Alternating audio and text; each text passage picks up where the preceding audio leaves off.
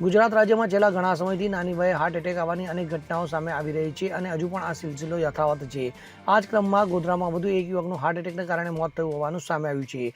જેમાં ગોધરાના કિસાન સોસાયટી વિસ્તારમાં રહેતા 45 વર્ષના ઇશાક હુસેન સુરતી નામના યુવકનું હાર્ટ એટેકના કારણે મોત નીપજ્યું હોવાનું સામે આવ્યું છે. ગત મોડી રાત્રે યુવકની અચાનક તબિયત લથડતા તેને સારવાર અર્થે ખાનગી હોસ્પિટલ ખાતે ખસેડાયો હતો, જ્યાં ટૂંકી સારવાર દરમિયાન તેનું મોત નીપજ્યું હતું. તો જવાન જોધ દીકરાના અચાનક મોતને પગલે સુરતી પરિવારમાં શોકનો માહોલ છવાઈ ગયો હતો. તો મહત્વનું છે કે ગોધરા શહેર ખાતે જ એક જ મહિનામાં હાર્ટ એટેકના કારણે યુવાનોના મોતની આ ત્રીજી ઘટના બનવા પામી છે. તો હાર્ટ એટેક અંગે જાહેર કરવામાં આવેલા સરકારી ડેટા પણ ચેતવણી આપનારો છે.